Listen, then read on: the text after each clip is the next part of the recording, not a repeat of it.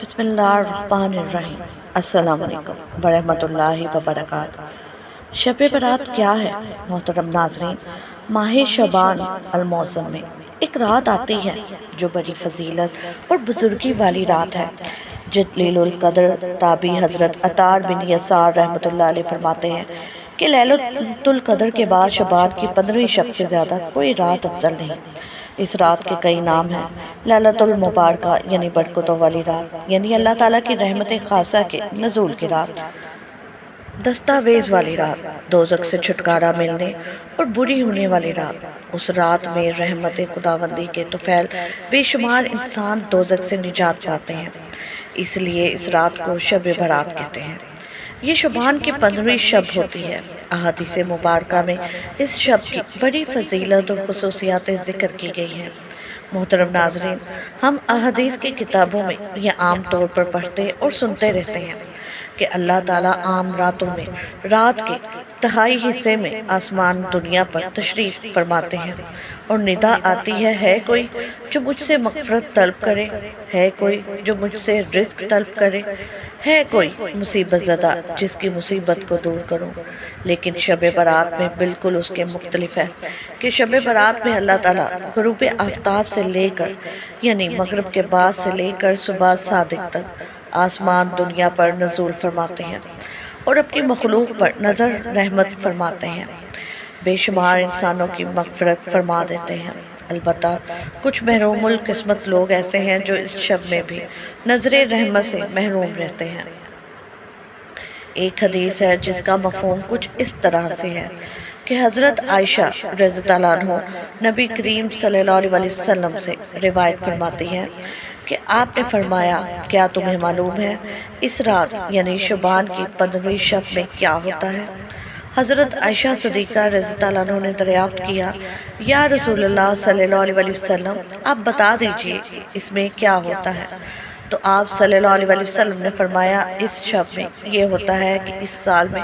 جتنے بھی پیدا ہونے والے ہیں وہ سب لکھ دیے جاتے ہیں، اور جتنے اس سال مرنے والے ہوتے ہیں وہ سب بھی اس رات میں لکھ دیے جاتے ہیں، اور اس رات میں سب بندوں کے اعمال سارے سال کے اٹھائے جاتے ہیں، اور اسی رات میں لوگوں کی مقررہ روزی اترتی ہے۔ حضرت عطار بن یسار رحمۃ اللہ علیہ فرماتے ہیں کہ جب شعبان کی 15ویں شب ہوتی ہے تو اللہ تعالیٰ کی طرف سے ایک فہرست ملک الموت کو دی جاتی ہے اور حکم دیا جاتا ہے کہ جن لوگوں کا نام اس فہرست میں درج ہے ان کی روحوں کو قبض کرنا ہے۔ کوئی بندہ تو باغوں کے درخت لگا رہا ہوتا ہے، کوئی شادی کر رہا ہوتا ہے، کوئی تعمیر میں مصروف ہوتا ہے، حالانکہ اس کا نام مردوں کی فہرست میں لکھا جا چکا ہوتا ہے۔ حضرت عثمان بن محمد رحمۃ اللہ علیہ فرماتے ہیں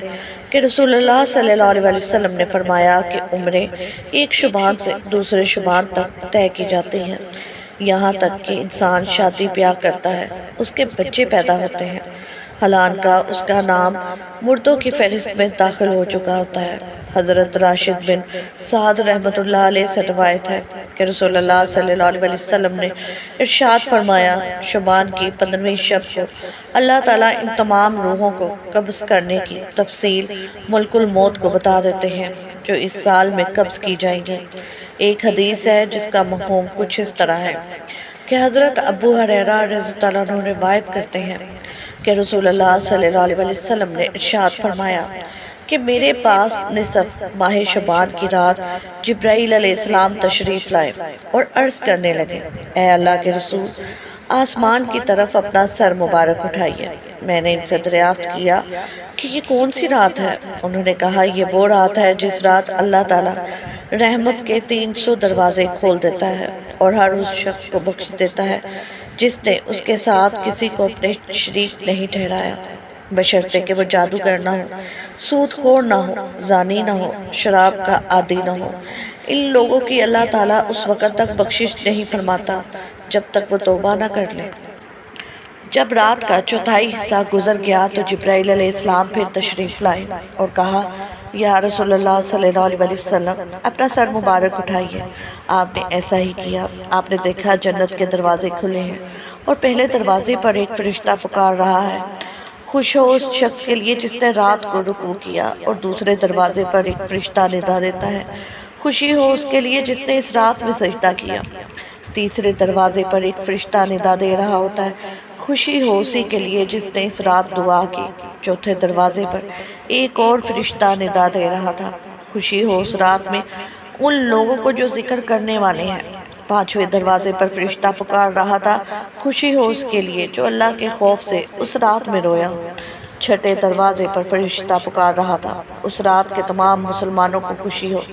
ساتویں آسمان پر فرشتہ ندا دے رہا تھا، کیا ہے کوئی مانگنے والا کہ اس کی آرزو اور طلب پوری کی جائے،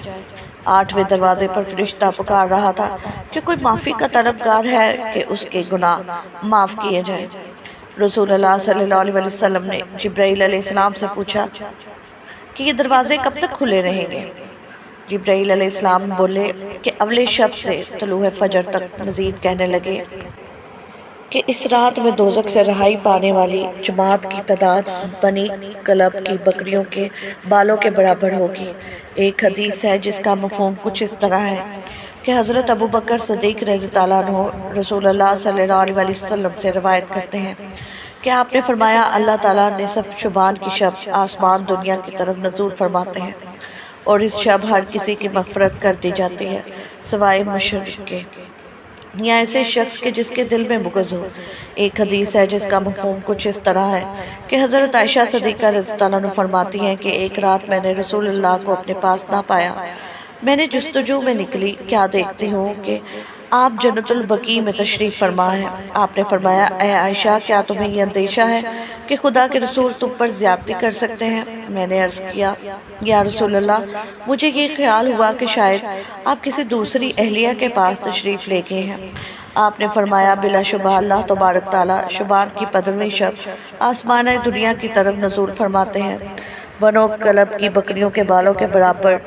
لوگوں کی مغفرت فرما دیتے ہیں۔ حضرت ابو موسیٰ اشعری رضی اللہ عنہ رسول اللہ صلی اللہ علیہ وسلم سے روایت فرماتے ہیں کہ آپ نے فرمایا، اللہ تعالیٰ شعبان کی 15ویں رات نظر رحمت فرما کر تمام مخلوق کی مغفرت فرما دیتے ہیں سوائے مشرک اور کینہ پرور کے۔ ایک حدیث ہے جس کا مفہوم کچھ اس طرح ہے کہ حضرت علی رضی اللہ عنہ فرماتے ہیں کہ رسول اللہ صلی اللہ علیہ وسلم نے فرمایا، جب شعبان کی 15ویں شب آئے تو رات کو نماز پڑھو اور اگلے دن روزہ رکھو، کیونکہ غروب آفتاب سے لے کر طلوع صبح تک اللہ تعالیٰ آسمان دنیا پر رہتے ہیں اور فرماتے ہیں کہ کوئی مجھ سے بخشش مانگنے والا کہ میں اسے بخش دوں، ہے کوئی رزق طلب کرنے والا کہ میں اسے رزق دے دوں، ہے کوئی مصیبت زدہ کہ میں اسے مصیبت سے نجات دے دوں۔ سبحان اللہ۔ ناظرین، اگر آپ کو یہ ویڈیو اچھی لگی ہو تو چینل کو سبسکرائب ضرور کیجیے گا اور ویڈیو کو لائک اور شیئر کرنا مت بھولیے گا۔ جزاک اللہ۔